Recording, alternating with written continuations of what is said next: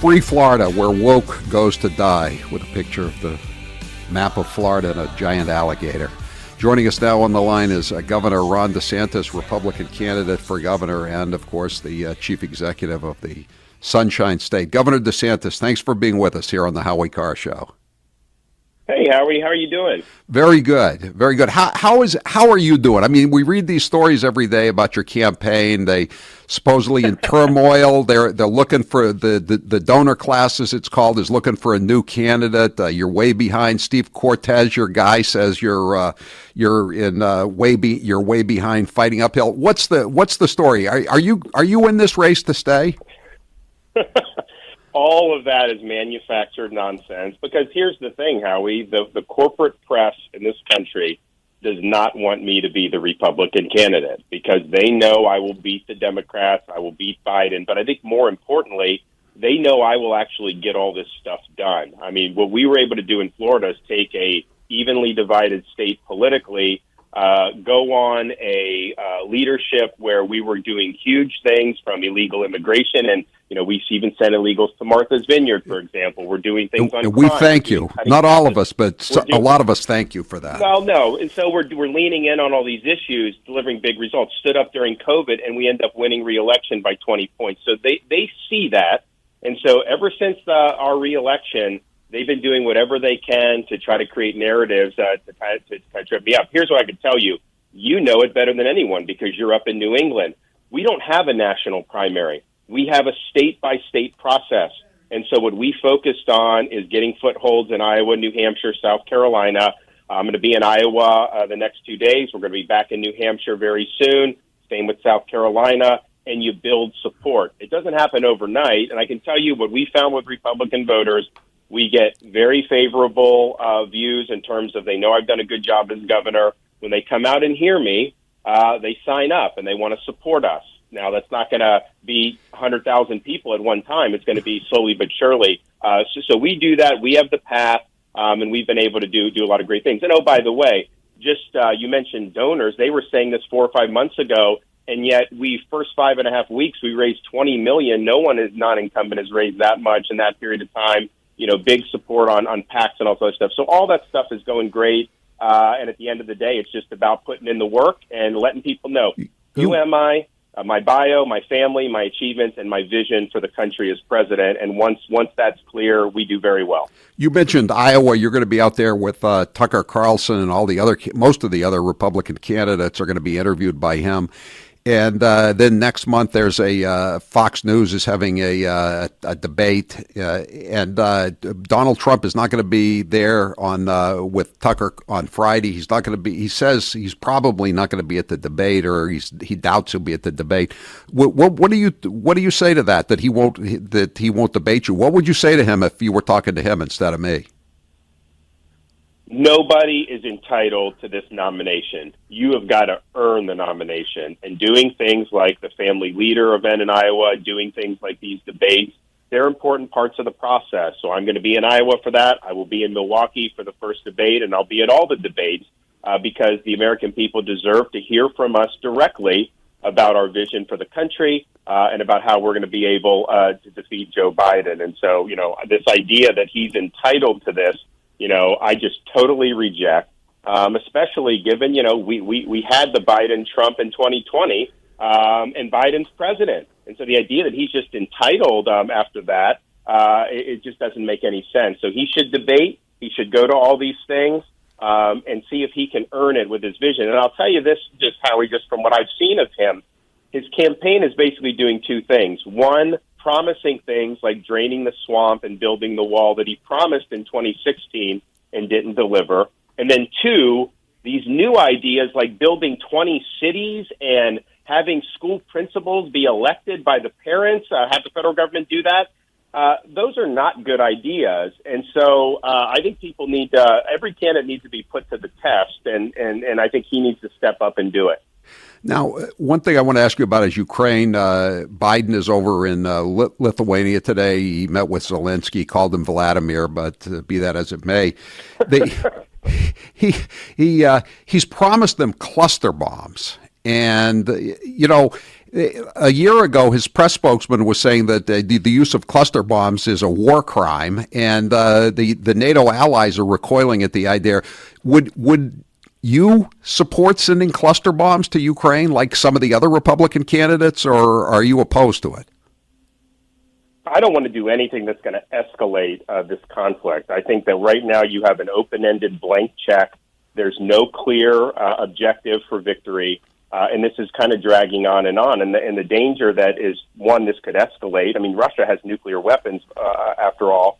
And two, this could end up just going on for years, much more blood spilled, treasure, all this other stuff. So I think we need to find a way to get a sustainable peace in Europe. You got to do it in a way that's not going to reward aggression. But this notion of just continuing to do conflicts with no end. I served in the Iraq War back in the day, and I remember being involved in what became a quagmire. And initially it was about weapons of mass destruction, couldn't find them.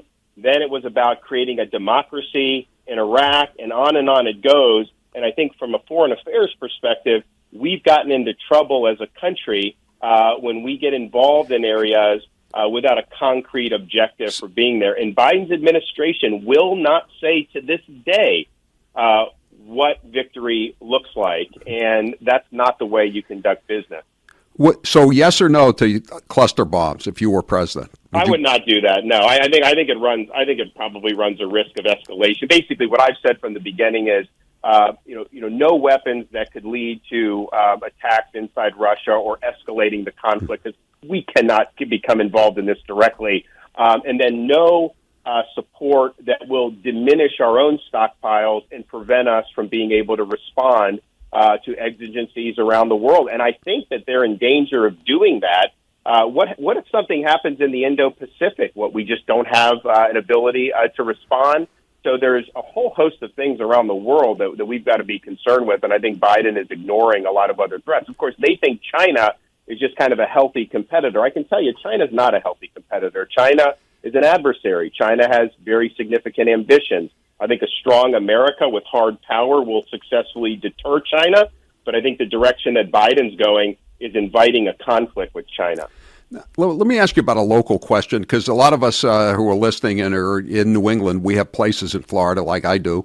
And one of the problems right now in Florida is insurance, and the price has been skyrocketing, and everybody's talking about it. We're getting a lot of texts about it, even here in New England. What is going on with the insurers pulling out of Florida or increasing rates to sky high levels? What are you doing about that? Well, so we've done a number of things, but basically, they started pulling out after the 04-05 hurricanes. Last decade, there was a movement to get more insurers to come in, but they weren't the big guys. They were the smaller, undercapitalized companies. We had Hurricane Irma in 2017 before I was governor, Michael 18 before I was governor, and that caused some of these companies to go upside down.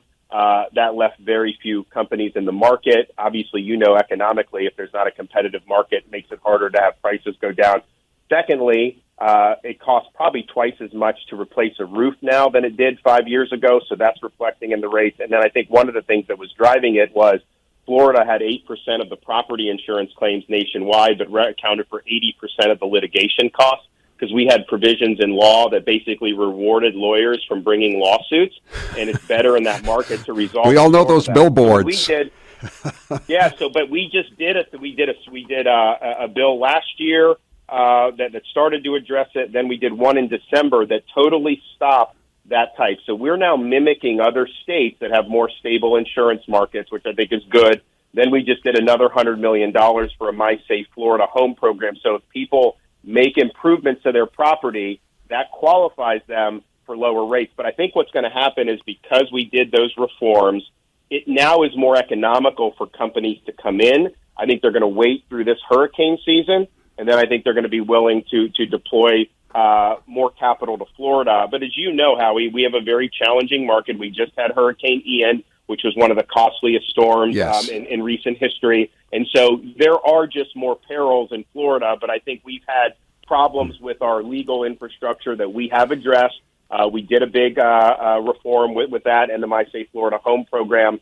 So knock on wood, we won't have a big storm this summer. then I think you're going to start to see companies see an advantage. But this is not a government market. This is a private market, and you got to make it so that people want to come and offer people their business, because if they don't, then you're left with what, one or two choices? Right. That's not a way to drive costs down. The way to drive costs down is the consumer has 6 or 7 companies to choose from, and the companies have to compete for your business. And that has not happened in Florida for a long time. I think our reforms finally provide a pathway to get that done. I think you've answered this before, but I want to ask you again. Would you be Donald Trump's vice presidential candidate if he called you and said, let's bury the hatchet? No, but it has nothing to do with that. I'm running because I think I'm the only guy that could win the primary and the general and then deliver on all these things for 2 terms. And that's why I'm running. I'm not running for any other reason than that. But at the end of the day, I'm an executive. I will call the shots. And, I just wouldn't be good in that role, is all I'm saying. So we're running to win. And that's what we're going to focus on. All right. One final question. Jim Jordan, your former colleague, he's talked about moving the FBI headquarters to Alabama. Would you support that? Do you think that's a good idea to get them out of the swamp?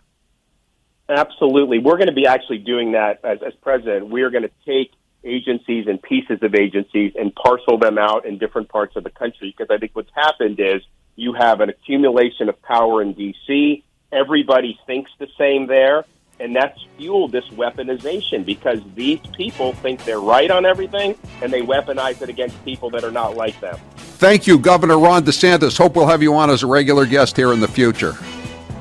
Thank you, Governor. Thanks so much. Governor Ron DeSantis. I'm Howie Carr.